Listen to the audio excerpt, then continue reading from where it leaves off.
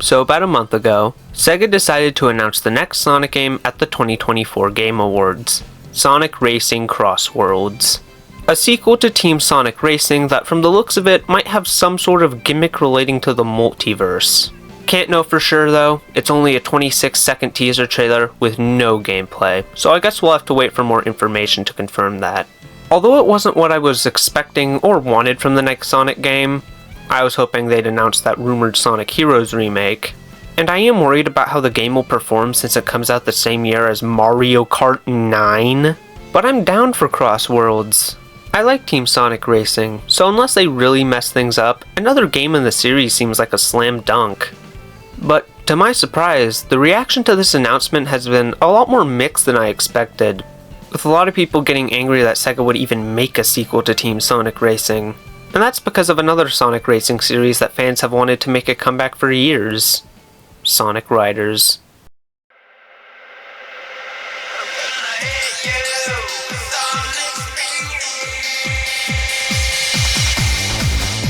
Sonic Riders is a series of Sonic racing games released from 2006 to 2010. Like most Sonic games released during that time, they got pretty average reviews from critics, but have gained a massive cult following in the years since its release, with one of the biggest reasons why being its unique concept. You see, unlike most mascot racing games, which just take the pre-existing cast, plop them into go-karts, and call it a day, Sonic Riders does something completely different. It takes place in a more futuristic setting compared to other games in the franchise, with the Sonic cast getting redesigned to match, and instead of carts, the characters ride on hoverboards, air shoes, and air bikes. Okay, that last one's kinda lame.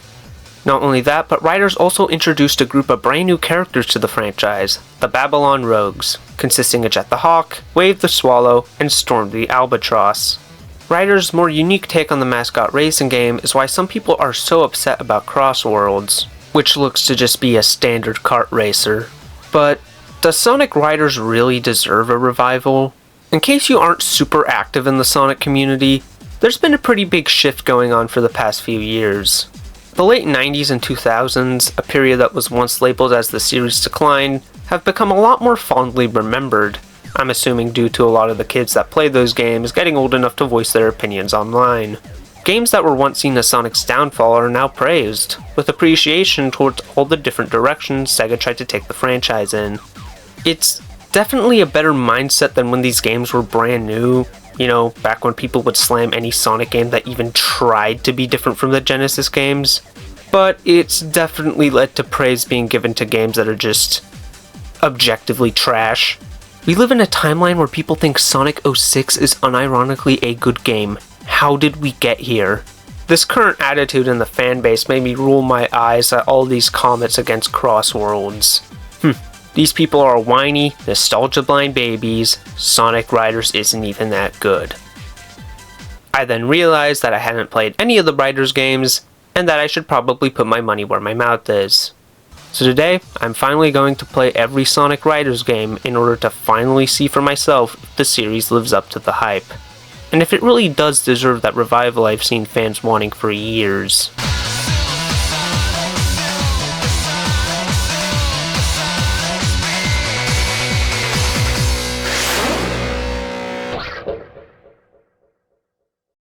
Just like pretty much every Sonic game released during this time, Sonic Riders has a story mode split between multiple campaigns. The Hero story, where you play as Sonic, Tails, and Knuckles, and the Babylon story, where you play as Jet, Wave, and Storm.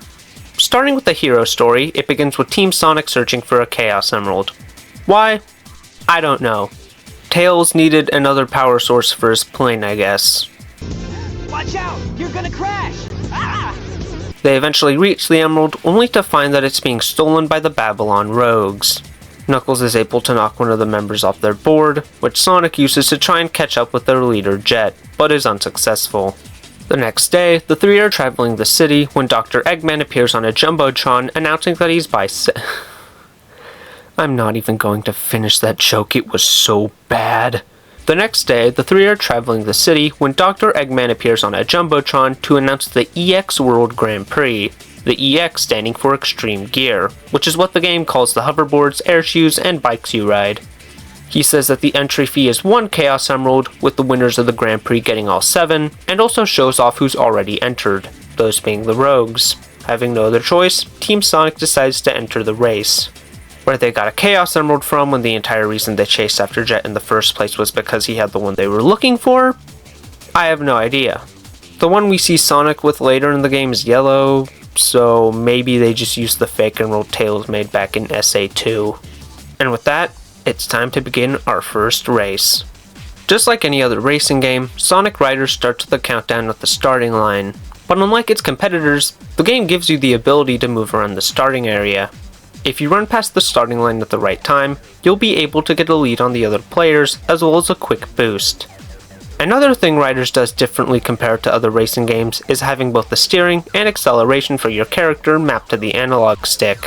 While the A button is used to jump, and the B button is used to boost. The player can do a normal jump, which is completely useless, or hold A and up or down on the analog stick to perform tricks off ramps or air currents cast by other racers. The height, speed, and distance of your tricks is determined by how well you charged your jump, and the player is ranked depending on not only how many tricks they performed, but also how well they landed. The higher the rank, the more air you get, which is very important to Riders' gameplay. Air is what powers the extreme gear you ride, and is slowly drained as you keep riding your board and by boosting. So in addition to trying to make it past all your opponents, you also have to manage your air, since if you run out, the game will force you off your board and you'll have to find a pit stop to get all your air back, causing you to fall back in the race. Air can be maintained by doing tricks, collecting item boxes with it, or during automated sections of the track where you're told to rotate the analog stick, destroying your palms in the process. Another important part of Riders' gameplay is Sonic's iconic rings, since after collecting enough of them while racing, the player will level up, increasing the maximum amount of air you can hold and upgrading your boost. Your boost is also pretty important to the gameplay, since not only does it boost you forward, but it can also act as an attack if you get in range with another player. Your boost starts out as a little bump forward with a small attack if within range, but the more you upgrade, not only will your boost last longer, but it will also be more powerful and have a greater range as an attack. Make sure to be careful though, since falling off the track will cause your character to revert back to their level 1 stats. Oh yeah, and make sure to get first in every race. Now, this sounds like a lot to take in, but once you learn how Riders works, it's a pretty simple and fun game. Too bad you're forced to learn it yourself. Yeah, that's the first big problem I have with Riders, the lack of in-game tutorials. You're basically just thrown in and expected to figure out the gameplay yourself, which would be fine in any other racing game, but Riders isn't any other racing game. It has a lot of mechanics unique to it that are going to be confusing as hell if they aren't explained to you beforehand. Now, there is a video tutorial for the game you can watch, but it's in the extras section. A place I bet no one looked for a tutorial, and it still doesn't do a very good job explaining to you how the game works.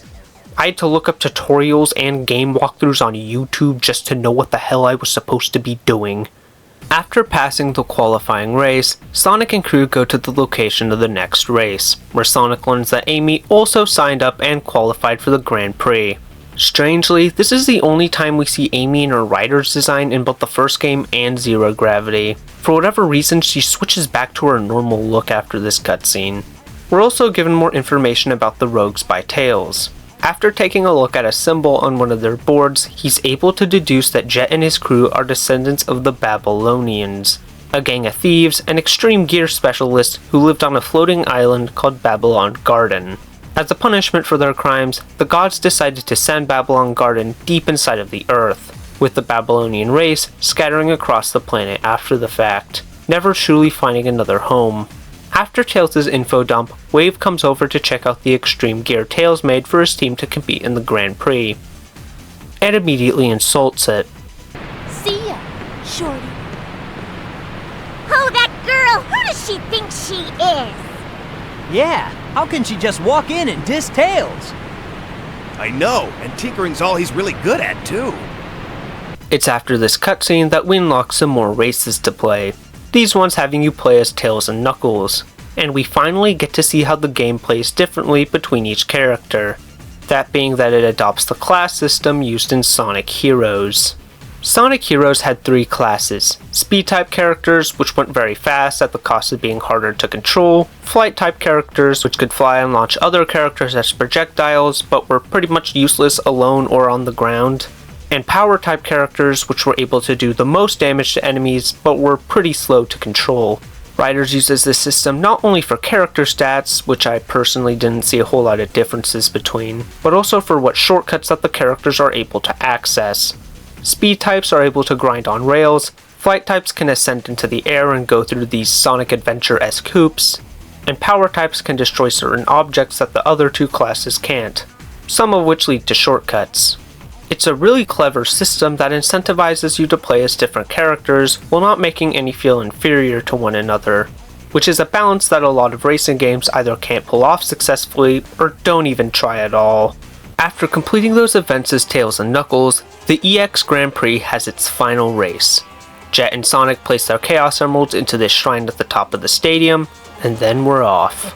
The AI opponents for this track were really annoying. I had to memorize this track to a T in order to compete with them, and as a result, the music for it will always be the first thing I associate with this game from now on. Sonic is about to win the race when Wave sabotages his board, causing him to fall off it and lose to Jet right at the finish line. Jet uses the Chaos Emeralds he won, along with an old family heirloom, to make Babylon Garden rise to the surface of the planet once more. But Eggman steals Jet's GameCube, wanting the garden and all of its treasures to himself. Jet, Amy, and pretty much all of the characters give chase, the rogues wanting what is rightfully theirs, and Sonic and friends trying to prevent yet another one of Eggman's schemes for world domination. There's one final race between Sonic and Jet before the 2 come across Eggman, who's using Amy as a hostage to prevent Jet from getting his GameCube back. Sonic uses a little move he learned from Jet in order to free both Amy and the GameCube, and happily gives it back to Jet, much to his surprise. Amy, however, isn't so happy, and chases Sonic with her hammer, angry at him for attacking Eggman while she was still in his arms, ending the game's hero story. Jumping into the Babylon story, it plays the exact same as the hero story. I noticed no major differences between Team Sonic and Team Babylon's gameplay. A couple of races were a pain to complete due to their difficulty, but that's it, and not really something unique to the Babylon story. Much like the adventure games, Team Babylon's campaign contains a lot of information that was either alluded to in the hero story or not told at all. For example, Eggman convinces Team Babylon to enter the Grand Prix after he tells Jet that his family heirloom is the key to Babylon Garden, which is filled with priceless treasure. And Wave is actually impressed by Tails' extreme gear, but lies in order to shake his confidence. She also uses this moment to plant the device that she later uses to sabotage Sonic's board. Another thing that we get to see more of is how Team Babylon and its members act, since Sonic and friends were the main focus of the hero story. Much like Sonic, Jet loves going fast, but is egotistical, greedy, and rude to his friends. Wave is the brains of Team Babylon and builds their gear, and Storm is basically Boom Knuckles before Boom Knuckles. Very strong, but very dumb. And unlike Team Sonic, where the 3 are all equals, Jet is very clearly the leader of Team Babylon, always sending out orders to Wave and Storm. One more thing I'd like to point out about the Babylon story in both this game and its sequel is that it respects your time. One negative about the adventure formula is that with its multiple campaigns, there's going to be a lot of times where one or more campaigns intersect with each other. Adventure 1 tried to make this a little less annoying by having the dialogue differ between campaigns to represent each character's different points of view. But that's the only time they really tried to fix that issue in a mainline game. As for riders, if you're playing the Babylon story and get to a point where it intersects with the hero story, you're skipping that part, or at least experiencing a wildly different version of that event, such as the final race of the EX World Grand Prix. Now, this is only possible because you unlock the Babylon story after completing the hero story, compared to the adventure games, where you complete those games in pretty much any order you want. But I still wanted to mention this because it made sitting through this game's story a lot more tolerable. Another difference between how Riders and the adventure games handle multiple campaigns is the game's ending. In most Sonic games from this era, the game's final boss and ending was locked behind a final story campaign that you unlocked after finishing the others. But with both Riders and Zero Gravity, it's tacked onto the Babylon story. The rogues used the GameCube to open the door to their ancestors' treasure, with Sonic and friends tagging along because They have nothing better to do. I'm not joking, that's their actual reason in the game. Finally, something interesting. They'll enter the room only to find the Babylon Guardian, and if they want the treasure, they're going to have to go through him. This leads to the game's first and only boss fight, where the player has to boost into this pot below the Guardian in order to land a hit on it, which causes the characters to enter this pocket dimension where they complete a lap. It's weird, but for a boss fight inside of a racing game, it could have been a whole lot worse. With the Guardian defeated, the gang tries to open the chest with the treasure, only to be ambushed by Eggman. They decide to give him the treasure anyway. Turns out, the treasure of the Babylonians was a carpet, which Eggman is so disappointed by that he actually faints. If he had only stayed up a little longer, he would have found out that the carpet was actually a flying carpet, one of the earliest forms of extreme gear ever made. With Eggman's schemes foiled once again, Sonic and the Rogues go their separate ways, promising to meet again one day. And that's Sonic Riders. It's a really fun game, with a really unique and well-executed take on the mascot racing game. My only real complaint is that the AI can be a bit of a pain during the story mode, but that's about it. Let's see if they can keep up the momentum with Zero Gravity.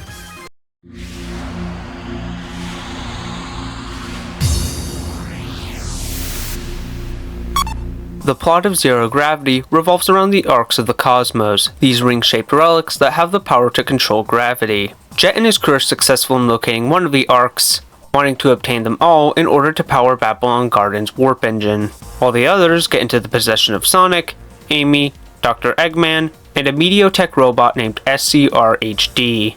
I'm gonna call them HD for short, and they decide to rebel against their creators and take control of Mediotech's other robots.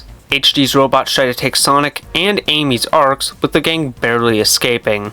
This leads them to head to Mediotech in order to figure out why the robots are after them, coming across the Rogues in the process, who also decided to go to Mediotech in pursuit of more arcs.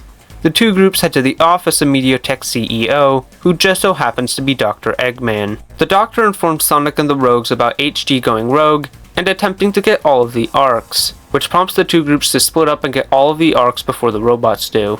While it might look similar on the surface, the gameplay of Zero Gravity is very different from the first game.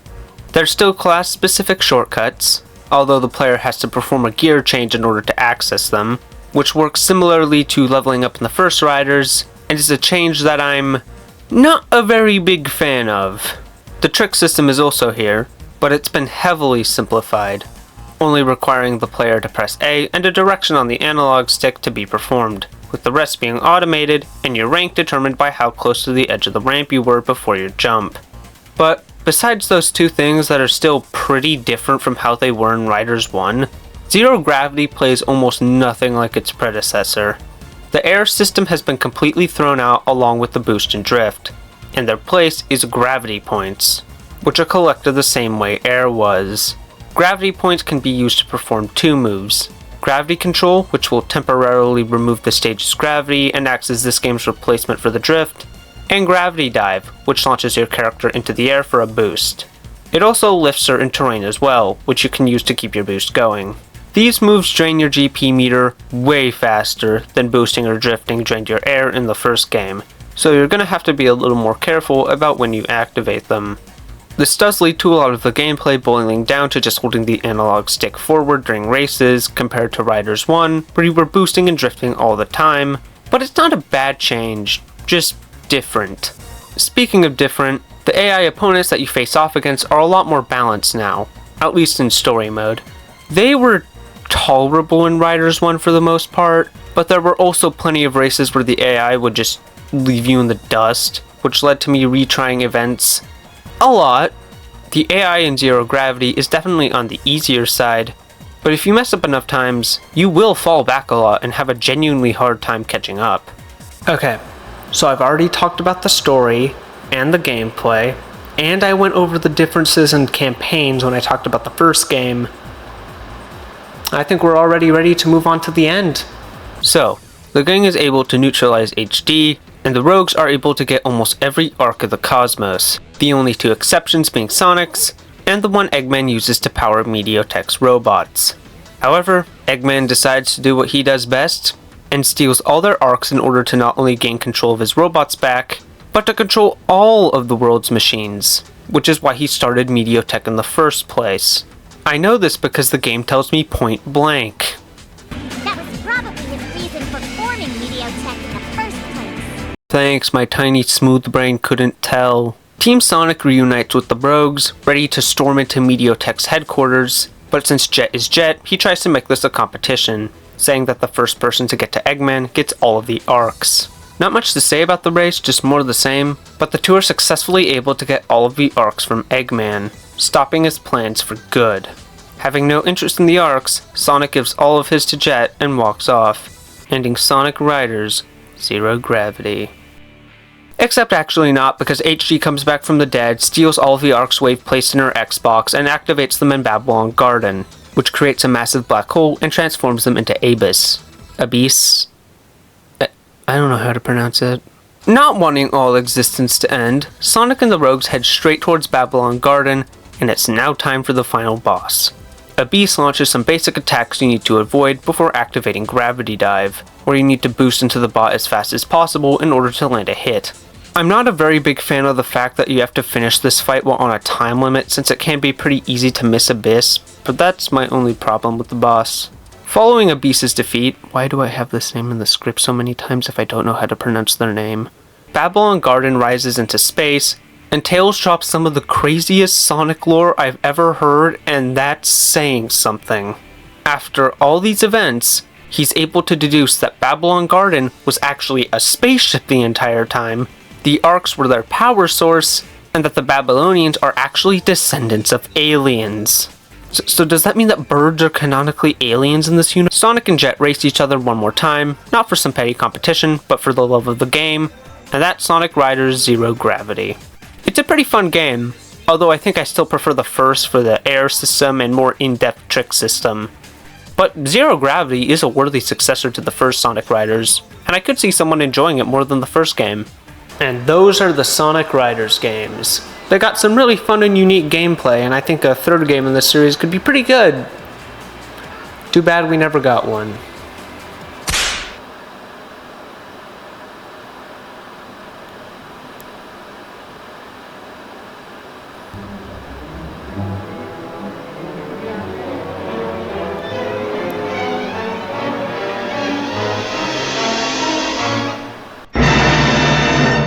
No.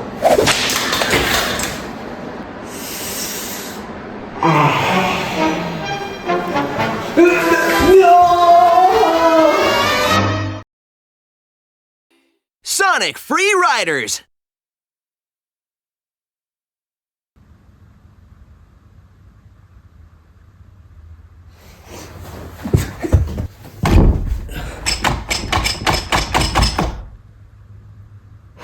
It's locked.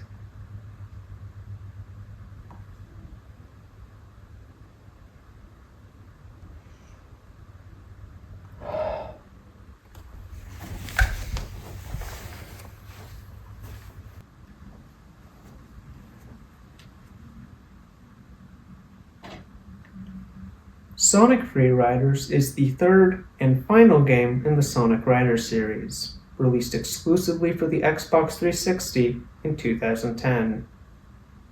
It is the only entry in the series to be released for an HD console.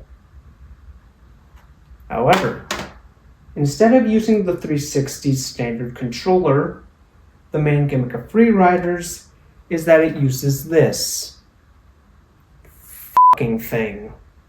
I'm pretty sure most people watching this video know what the Kinect is, but for those that don't, I'll speedrun a little history lesson for you guys. The Kinect was a camera/motion controller add-on for the Xbox 360, released in 2010.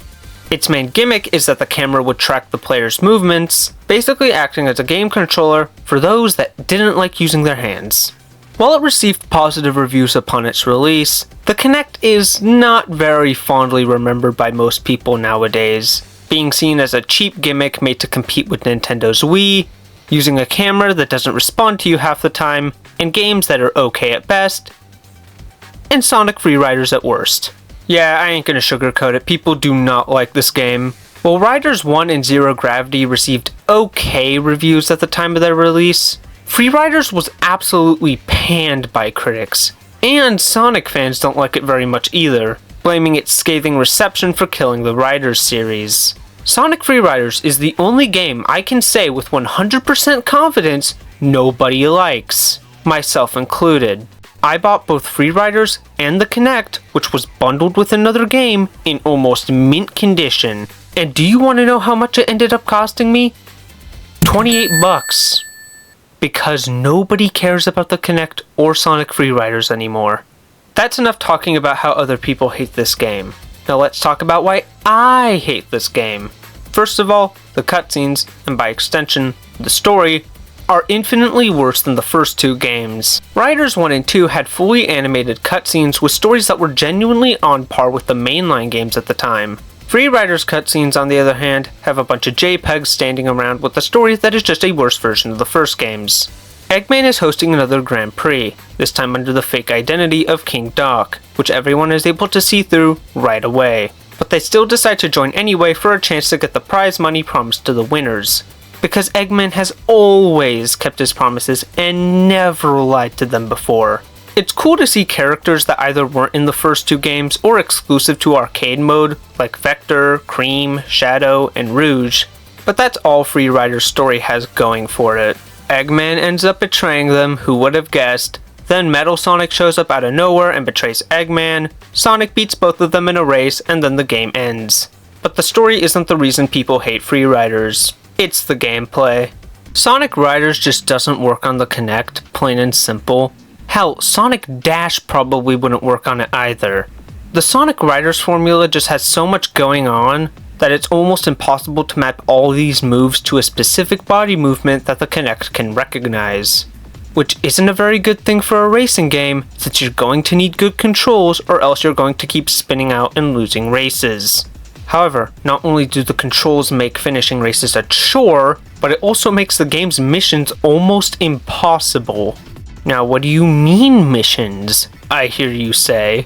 Well, dear viewer, instead of using the structure of the first two games' story mode, where you completed a series of races, capped off with a big final boss fight, Free Riders has you complete a couple of races like the first two, before requiring the player to complete a certain amount of missions, such as collecting a certain number of rings, getting a certain amount of trick points, or flying through a certain amount of hoops. I'm starting to notice a pattern here. Take this Knuckles mission for example. I kept doing the motion in the game for me to jump, but the Kinect just doesn't pick up on my movements, and so I kept getting a C rank on my jumps, which gives me no points, and I end up losing. None of this was my fault, by the way. I set up my Kinect in an open environment, made sure to calibrate it so that I could read my movements, took breaks whenever I got tired, and yet it still just doesn't work. I eventually gave up when playing this race with Sonic and Jet. I was not having fun, and no matter how much of a lead I would get on Jet, the Kinect would find some way to mess up and give him a massive lead that I couldn't recover from. Sonic Free Riders is terrible. The Kinect is terrible. And it is without a doubt not only the worst Sonic game I've ever played, but probably the worst video game I've ever played, period. But Jaxon, what about the no Kinect patch? Oh yeah, I completely forgot about that.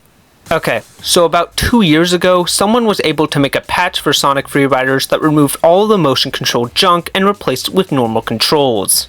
And I will say, I still don't like the game, but it is better this way. Now this isn't a diss on the developer behind this patch, it must have taken a ton of hard work. But even without the Kinect, Sonic Free Riders still isn't very good.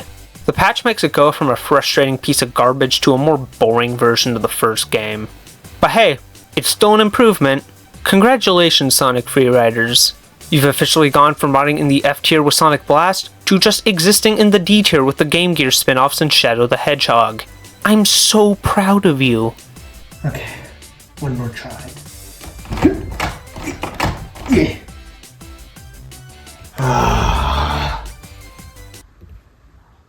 You have got to be kidding.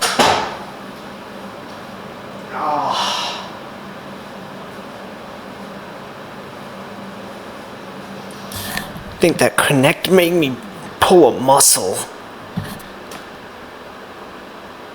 Okay, so Free Riders was terrible, but my thoughts on the first two games are still intact. They're a really fun and unique take on the mascot racing game, even if they do have a little bit more of a learning curve than their competition, and it sucks that they aren't being made anymore. Even if Free Riders didn't crash and burn, I have a feeling that it would have been the last game in the series either way, since Sonic and Sega All-Stars Racing came out later that same year and did better than all of the Riders games, both in reviews and sales, which probably made Sega realize this was the more profitable way to make a Sonic racing game. Guess you don't know what you have till it's gone. A lot of fans were able to spot some extreme gear in the teaser trailer for Cross Worlds, with a lot of people speculating that maybe it'll be an alternate vehicle class in the game, similar to bikes in Mario Kart. I personally don't think this was the case. It was probably just a tongue-in-cheek way to pay tribute to Sonic's long history of racing games, but even then, Sega's become a lot more open about acknowledging the Riders series. There's the mobile games featuring the Babylon Rogues as playable characters, as well as skins based on Sonic and Friends redesigns from the series. There's references to Riders in games such as Sonic Frontiers, and the most recent arc of the IDW comics is focusing on extreme gear if I'm remembering correctly. As for now, I'm going to focus on the future of Sonic racing games with Cross Worlds. Like I said at the beginning of the video, we only have a 26-second teaser trailer with no gameplay. So who knows, maybe it has some pretty big tricks up its sleeve. But if the franchise's current trajectory is anything to go by, I think the future is looking bright for Cross Worlds.